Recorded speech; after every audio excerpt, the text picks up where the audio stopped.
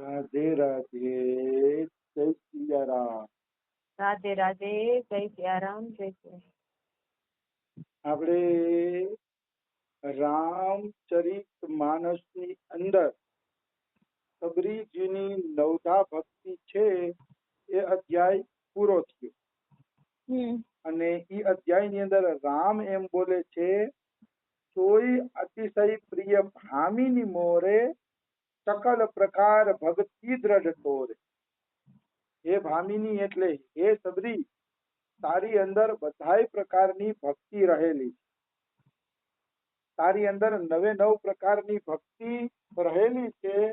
એટલે જોગી વૃંદ દુર્લભ ગતિ જોઈ, તો કહું આજ સુલભ ભઈ સોઈ. યોગીઓને પણ જે દુર્લભ ગતિ નથી મળતી, એ દુર્લભ ગતિ તને આજે સુલભ થઈ ગઈ છે. તને આજે એ ગતિ મળી ગઈ. એવી રીતે રામ સબરીજીને કહે છે. મતલબ યોગી લોકો ખૂબ મહેનત કરે છે તો એને ભગવાનના દર્શન અને ભગવાનનો પ્રેમ પ્રાપ્ત થતો નથી.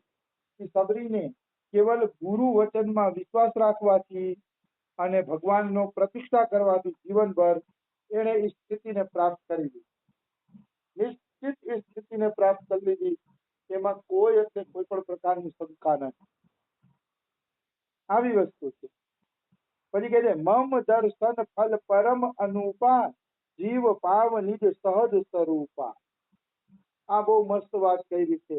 ભગવાનના દર્શનનું પરમ ફળ ઈ જ છે. ભગવાનના દર્શનનું દિવ્ય ફળ ઈ જ છે કે જીવ પોતાના સહજ સ્વરૂપને પ્રાપ્ત કરી લે. જીવને એનું પોતાનું સહજ સ્વરૂપ છે એ પ્રાપ્ત થઈ જાય છે. સહજ સ્વરૂપ એટલે આત્મજ્ઞાન થઈ જાય છે કે હું ભગવાનનો છું અને ભગવાન મારા છે. આવું એને આત્મજ્ઞાન થઈ જાય છે. એ આત્મજ્ઞાન વાળાને જ આપણે કહી શકીએ છીએ કે એને સહજ સ્વરૂપ છે એ પ્રાપ્ત થઈ ગયું. આત્મજ્ઞાન થઈ જાય છે, તત્વજ્ઞાન. સબરીને રામમાં ભક્તિ તો હતી જ.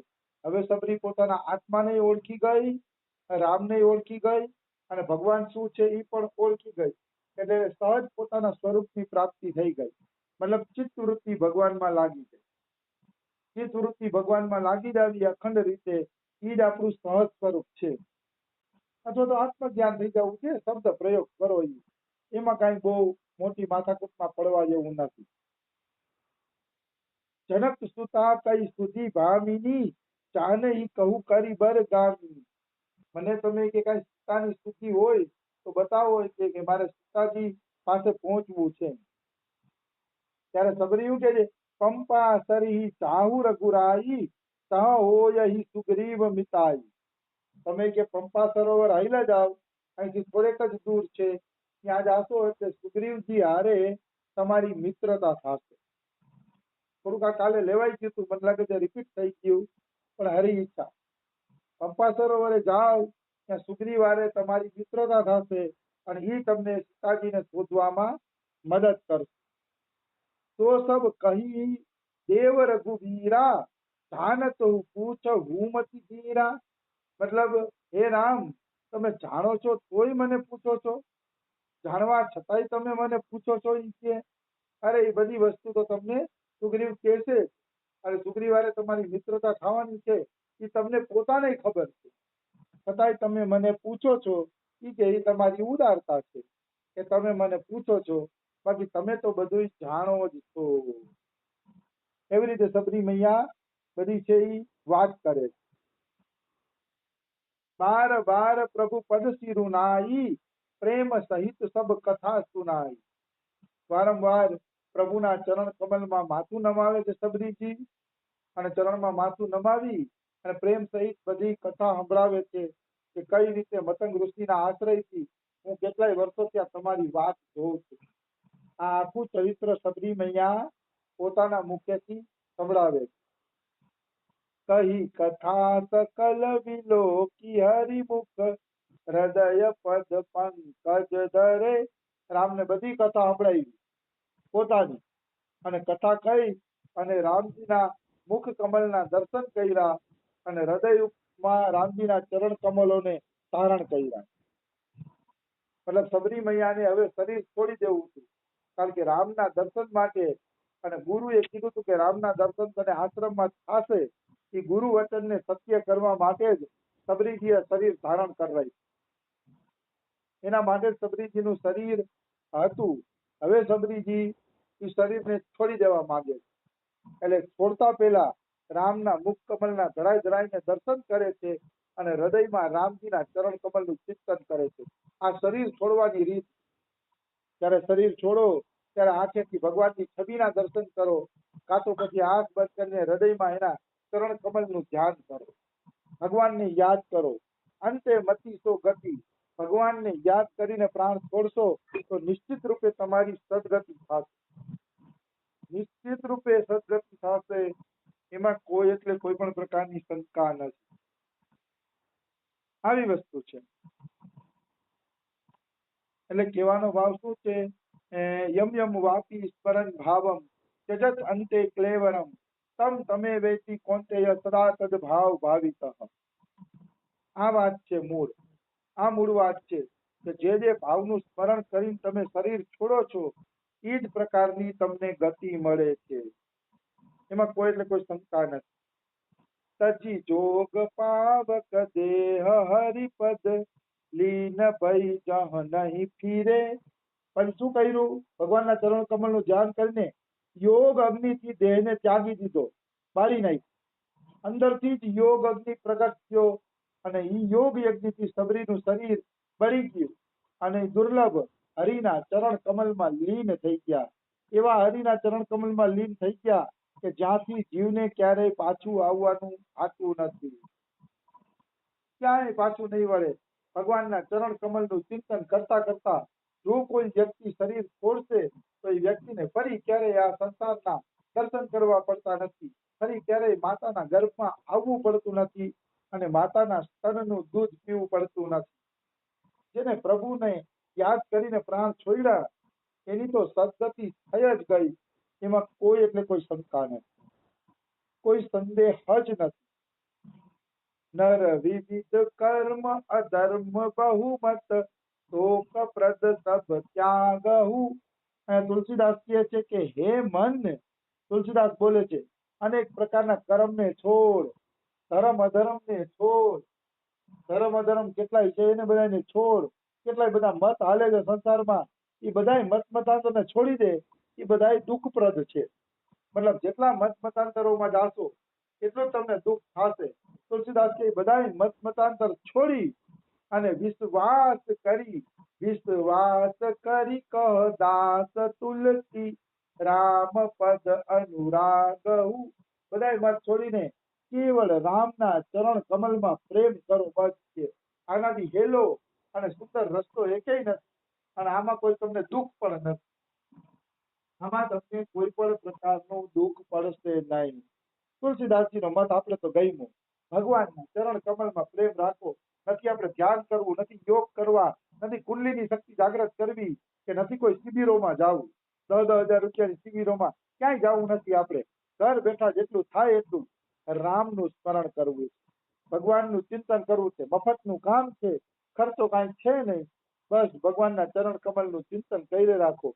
એનાથી આગળ બીજું કોઈ ભજન છે જ. એનાથી આગળ આ સંસારમાં એ કઈ ભજન છે જ નહીં. એટલે ભગવાનનું નામ જપો, એનું ચિંતન કરો, મનન કરો.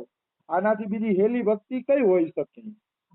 આજ સેલામાં સેલી ભક્તિ છે.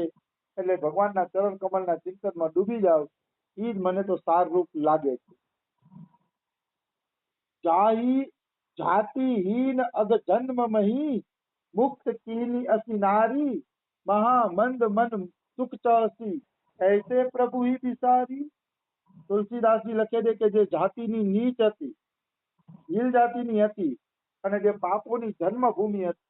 જો ભીલ જાતિ છે ને એ પાપોની જન્મભૂમિ હોય, કારણ કે એને જંગલમાં રહેવાનું હોય, માંસ ખાવાનું હોય, એટલે સવારે ઉઠીને શિકાર કરવા જવું, એટલે એ પાપોની જ ભૂમિ કહેવાય.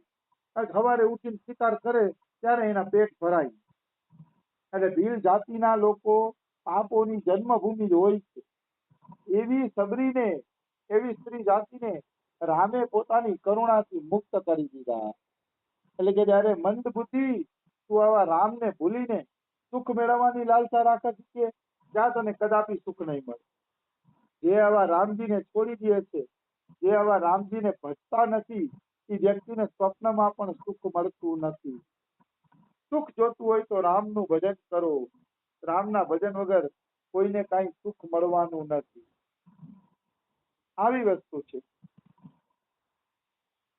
તો ચલે રામ ત્યાગા બન સોવું, અતુલિત બલ નર કે હરિ દોવું. આ રીતે રામ એ વનનો ત્યાગ કરીને આગળ વધ્યા છે, રામજી પોતે. અને સિંહની જેમ બળવાન બનીને રામ આગળ વધે છે. બિરહી ઈવ પ્રભુ કરત વિસાદા, કહત કથા અનેક સંવાદા. આ રીતે વિરહની લીલા કરતા કરતા રામજી આગળ વધતા જાય છે અને અનેકો પ્રકારની કથાઓને સંવાદ કરતા જાય છે.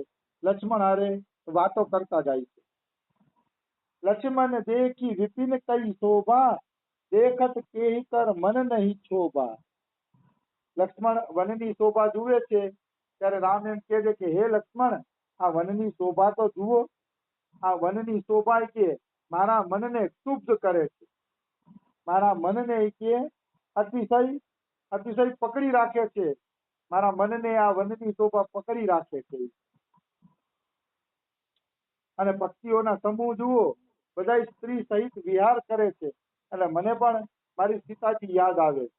જાણે આ પક્ષી મારી નિંદા કરે છે કે જુઓ, રામ સ્ત્રી વગરના છે અને અમે પક્ષી હોવા છતાં અમારી સ્ત્રીની સાથે છીએ. એવું લાગે જાણે આ પક્ષી મારી આ રીતે નિંદા કરે. રામને હું છે વિલાપ કરતા હતા.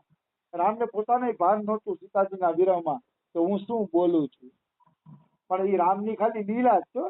આવો રામને મોહ હોય નહીં. આ તો કેવળ રામની લીલા છે, લીલા સિવાય કાંઈ નથી. નારી સહિત સબ ખગમૃગ વૃંદા, માનહુ મોરી કરત હરિ નિંદા. હમ હી દેખી મૃગ નિકર પરાહી, મૃગી કહી તુમ કહ ભય નાહી. આપણે જોઈને હરણાના ઝુંડો છે એ ભાગવા માંડે છે. ત્યારે હરણી એમ કહે છે કે તમને ભય નથી. કે તમે સાધાર હિરણોથી પેદા થયેલા છો એટલે આનંદ કરો. કે તમને કોઈ ભય નથી. આ તો હોનાના હરણને ખોજવા નીકળ્યા છે. મતલબ હરડાઈ જાણે રામની મજાક કરે છે કે રામ તમને કાંઈ કરશે નહીં. કે રામ તો હોનાના હરણાને ખોજવા નીકળ્યા છે. કે તમને નહીં મારે, તમે લોકો કાંઈ ભય ન કરો. આમ પક્ષીઓ પણ રામની નિંદા કરતા હોય એવું રામને લાગે છે વિરહ અવસ્થામાં. બાકી બિચારા પક્ષીઓ તો શું નિંદા કરે, એને નિંદા શું એ ખબર નથી. નિંદા શું એ પક્ષીઓને ખબર નથી તો એ શું નિંદા કરશે. પણ રામજીને આવું બધું લાગે છે. સંગ લાય કરી કરી લેહી, માનહુ મોહી શીખાવનું દેહી. હાથી હથિનીઓની સાથે હોય છે. તણે એ શિક્ષા આપે છે કે સ્ત્રીઓને ક્યારેય એકલી છોડવી જોઈએ નહીં. મતલબ રામ વિલાપ કરે છે કે હે લક્ષ્મણ, આ હાથી ને હાથણી બે ભેગા છે ને, એ મને જાણે શિક્ષા આપતા હોય ને એવું લાગે છે કે સ્ત્રીને એકલી ન છોડવી જોઈએ, નહીતર એનું હરણ થઈ જાય. અને હરણ થઈ જાય એટલે પાછળથી આ રીતનું દુઃખ સહન કરવું પડે છે. હવે રામ જેટલા પશુ પક્ષીના જોડલાને જુએ છે ને, એ જોડલાને જોઈને રામને દુઃખ જ થાય છે કે મારી પાસે મારી પત્ની નથી. આ લીલા દ્વારા રામ એવું દેખાડવા માંગે છે કે સંસારની અંદર જો તમે તમારી પત્નીમાં આસક્તિ કરશો કે કોઈ પણ સ્ત્રીમાં આસક્તિ કરશો તો તમારે આ રીતે મારી જેમ દુઃખી થવાનું રહેશે. દુઃખ સિવાય તમને બીજું કાંઈ મળશે નહીં. આ સલાહ આપે છે રામજી જગતને. એટલે જગતના લોકોને શિક્ષા દેવા માટે જ રામ આ લીલા કરે છે. બાકી રામજીને કોઈ દી કોઈનો વિયોગ થાય જ નહીં. કારણ કે એ તો સચ્ચિદાનંદ સ્વરૂપ છે. અને જે ભગવાન આનંદ સ્વરૂપ હોય એ આનંદ સ્વરૂપ ભગવાનને ક્યારેય કોઈ દી વિયોગ થાય નહીં. વિયોગની લીલા ભલે દેખાડે પણ વિયોગ થવો કદાપી સંભવ નથી. આ કેવળ અને કેવળ લીલા વિનોદ માત્ર છે. લીલા સિવાય બીજું કાંઈ નથી.